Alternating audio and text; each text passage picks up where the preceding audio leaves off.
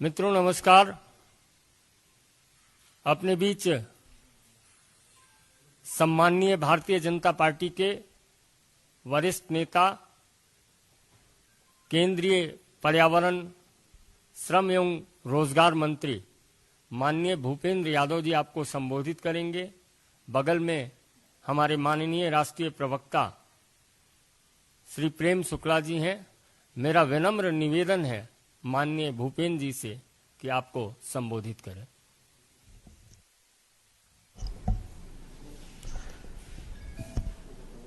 मित्रों, भारतीय जनता पार्टी प्रधानमंत्री श्री नरेंद्र मोदी जी को ओबीसी समाज और आर्थिक रूप से पिछड़े वर्ग के युवाओं को उनके नेतृत्व में मेडिकल कॉलेज की पीजी और यूजी क्लासेस में एडमिशन देने का निर्णय माननीय प्रधानमंत्री नरेंद्र मोदी जी के नेतृत्व में किया गया है। उसके लिए उनको बधाई देती है और उनका अभिनंदन करती है। ये एक ऐतिहासिक अवसर है कि लंबे समय से देश में समतामूलक समाज की स्थापना के लिए समाज के सभी वर्गों को समाहित करते हुए समरस भारत की रचना को करने के लिए बहुत सारे निर्णय एक लंबे समय से पेंडिंग थे। प्रधानमंत्री जी के नेतृत्व में उनको पूरा करके सरकार ने सामाजिक समरसता का, समतामूलक समाज का और सभी वर्गों की भागीदारी को सुनिश्चित करने के जो संवैधानिक दायित्व उनको पूर्ण करने का प्रयास किया है। हम ये भी जानते हैं कि पिछड़ा वर्ग का जो आयोग था उसको संवैधानिक आयोग देने की मांग एक लंबे समय से पेंडिंग पड़ी थी। यूपीए सरकार के 10 साल निकल गए लेकिन उसको संवैधानिक आयोग का दर्जा नहीं दिया गया। माननीय प्रधानमंत्री जी के नेतृत्व में पिछड़ा वर्ग आयोग को संवैधानिक आयोग का दर्जा दिया गया। देश में एक लंबे समय से इस बात की भी मांग पेंडिंग थी कि जो सामान्य समाज के जो गरीब लोग हैं, आर्थिक रूप से जो कमजोर हैं, उनको भी संवैधानिक आरक्षण दिया जाए और इस विषय को भी माननीय प्रधानमंत्री जी के नेतृत्व में 10% आरक्षण आर्थिक रूप से कमजोर सामान्य वर्ग के लोगों को दिया गया। भारत के संविधान में जो सामाजिक, आर्थिक और राजनीतिक न्याय की संकल्पना है उसको पूरा करने का काम माननीय प्रधानमंत्री जी के नेतृत्व में किया गया और इसीलिए मेडिकल कॉलेज में भी ओबीसी समाज के 27% और आर्थिक रूप से पिछड़े वर्ग के विद्यार्थियों के लिए भी 10% आरक्षण की बात की गई। और इस बात को कहते हुए भी संतोष होता है कि माननीय प्रधानमंत्री जी के नेतृत्व में जो हमारी जिस प्रकार से ये सरकार चली है, उस सरकार के अंतर्गत पिछले 5 वर्षों में देश में 179 नए मेडिकल कॉलेज खुले। अब देश में 558 जिसमें 298 सरकारी और 269 प्राइवेट मेडिकल कॉलेज है और यूजी और पीजी के सीटों की संख्या में भी 56% के करीब और पीजी की सीटों में तो 80% के करीब बढ़ोतरी की गई है। और कुछ ऐसे भी ऐतिहासिक निर्णय इस पूरे 5 साल में लिए गए जो पिछड़ा आयोग और आर्थिक रूप से पिछड़े लोगों को जिस प्रकार से 10% मेडिकल में आरक्षण दिया गया, पिछड़े वर्ग के संवैधानिक आयोग की रचना की गई, पीएसयू, सार्वजनिक बैंकों और वित्तीय संस्थानों में क्रीमी लेयर की आय सीमा तय की गई, घुमंतु और अर्ध घुमंतु जातियों के लिए जनवरी 2015 में एक राष्ट्रीय आयोग का गठन किया गया। पहली बार भारत के प्रधानमंत्री ने डॉक्टर अंबेडकर को उनके जन्म स्थान मध्य प्रदेश के महू में जाकर के श्रद्धांजलि दी, नमन किया। दलित युवाओं के लिए इस सरकार के द्वारा वेंचर कैपिटल फंड की शुरुआत की गई। अनुसूचित जाति से संबंधित उद्यमियों को संवर्धित ऋण गारंटी की योजना शुरू की गई। जनजाति समाज के वन उत्पादों को एमएसपी का लाभ दिया गया। देश के सार्वजनिक उपक्रमों द्वारा 4% समान एससी और एसटी उद्यमियों की खरीदारी की नीति बनाई गई।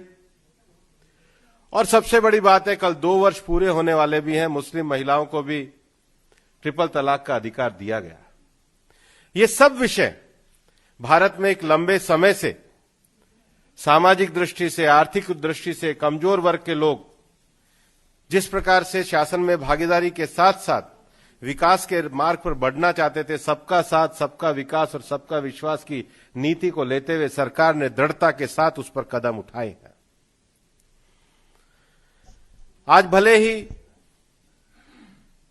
कांग्रेस कुछ भी कहे, लेकिन कांग्रेस का इतिहास इस बात को दर्शाता है कि कांग्रेस ने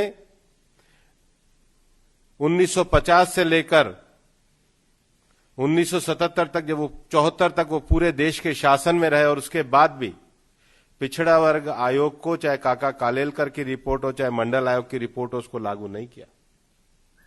कांग्रेस ने कभी भी आर्थिक रूप से सामान्य समाज वर्ग के जो लोग हैं उनको समाज की मुख्यधारा में आगे बढ़ाने के लिए, उनके लिए भी किसी प्रकार की नीति को लागू नहीं किया गया। और इतना ही नहीं, मैं तो ये कहना चाहूंगा कि ये कांग्रेस के संसदीय परंपरा के आचरण पर एक धब्बा लगाने जैसा प्रश्न चिन्ह है कि जब पहली बार देश के मंत्रिमंडल में माननीय प्रधानमंत्री जी के नेतृत्व में एक बड़ी संख्या में ओबीसी समाज के लोग, दलित समाज के लोग, ट्राइबल समाज के लोग, सामान्य समाज के लोग और सबसे बड़ी संख्या में महिला वर्ग इस मंत्रिमंडल में जब आए और संसद के सामने जब उनका परिचय कराना था, तो कांग्रेस ने अपने दुर्भाग्यपूर्ण आचरण से, संसदीय परंपरा की मर्यादाहीनता के आचरण से उन महिलाओं का परिचय भी नहीं होने दिया। ये संसदीय परंपरा और मर्यादा को तोड़ने का काम कांग्रेस के द्वारा लगातार किया जाता रहा है। और इसलिए भारतीय जनता पार्टी की सरकार माननीय प्रधानमंत्री जी के नेतृत्व में सभी वर्गों को सामाजिक न्याय के लिए, सभी वर्गों के आर्थिक उत्थान के लिए पूरी तरीके से समर्पित है। और माननीय प्रधानमंत्री जी ने जिस प्रकार से हमेशा संकल्प किया है कि उनकी सरकार गरीबों के कल्याण के लिए समर्पित है, शासन में गरीबों तक उनकी योजनाओं को पहुंचाने के साथ ही साथ अपनी सामाजिक नीतियों के माध्यम से उनको अवसरों में भी उसी प्रकार की उपलब्धता प्रदान की गई है। और इसके लिए हम सब माननीय प्रधानमंत्री जी का अभिनंदन करते हैं। कोई प्रश्न? विकास सर, ये जो आरक्षण मिला है इसका विरोध तो विरोधी पार्टियां नहीं कर पा रही हैं, लेकिन उनका आरोप ये जरूर है कि उत्तर प्रदेश विधानसभा चुनाव को देखते हुए ओबीसी वोट को साधने के लिए मोदी सरकार ने अब ये फैसला किया। जो विरोध करने वाली पार्टियां हैं उनको मैं पूछना चाहता हूं कि जो कल तक सामाजिक न्याय के नाम पर लड़ाई लड़ते थे, क्या उनका समाज केवल उनके परिवार तक सीमित हो गया? क्या उनकी राजनीति उनके परिवार तक सीमित हो गई है? और मैं तो इनको ये कहना भी चाहता हूं, मैं तो उस संसदीय समिति का अध्यक्ष भी रहा हूं जिसमें ओबीसी वर्ग को संवैधानिक आयोग देने की बात की गई थी। उनकी क्या भूमिका है? और मैं कांग्रेस से भी पूछना चाहता हूं कि कांग्रेस बताए तो सही उनकी भूमिका क्या रही है। उनके शासनकाल में कहां वो रह रहे थे जब 2 ओबीसी कमीशन की रिपोर्ट आई और उन्होंने लागू नहीं की। उनके सारे विषय राजनीतिक हैं और उनके जो विषय हैं ये उनके व्यवहार और विचार और उनके विरोधाभास को भी दर्शाता है। और कोई प्रश्न? नहीं, विषय यही है। इस विषय पर कोई एक सवाल पूछना चाहता हूँ कि लगातार उत्तर प्रदेश चुनाव से पहले लगातार ब्राह्मण समाज को साधने की कोशिश की जा रही है, मुस्लिम समाज को साधने की कोशिश की जा रही है और विपक्षी पार्टियों द्वारा ये आरोप लगाया जा रहा है कि योगी आदित्यनाथ ने पूरे समाज को जाति के आधार पर बांट दिया है। हम सबका साथ, सबका विकास और सबका विश्वास की राजनीति को लेकर के आगे बढ़ते हैं। हमारी सरकार के द्वारा गरीब कल्याण के लिए चलाई गई नीति, हमारी सरकार के द्वारा विभिन्न प्रकार के नीतिगत लिए गए निर्णय इस बात को दर्शाते हैं कि सरकार पूरी तरीके से समाज में सबका साथ, सबका विकास और सबका विश्वास के लिए समर्पित सरकार है। सर, क्योंकि आपने कांग्रेस का रोल, अपोजिशन पार्टीज का रोल उठाया पार्लियामेंट में, कैसे वो स्टॉल करे हुए हैं प्रोसीडिंग्स। प्रियंका गांधी कहती हैं कि वे आम कैसे खाते हैं जैसे सवालों के लिए ही बने हैं और उन्हीं का जवाब देते हैं। आम जनों को परेशान करने वाले सवाल जैसे महंगाई, इस पर संसद में चर्चा करने से डरते हैं। चर्चा कर का रहे, वो तो नारे लगा रहे हैं। चर्चा करने वाले तो अपने स्थान पे खड़े होते हैं। सरकार तो हर प्रश्न का उत्तर दे रही है। प्रश्न काल में प्रश्न पूछने वाले वैल में होते हैं, उत्तर सदन के पटल पे होता है। तो जिनको उत्तर सुनना है वो कम से कम जाके उत्तर तो सुने। सरकार तो पूरे प्रश्न काल में सब विषयों का उत्तर देती है।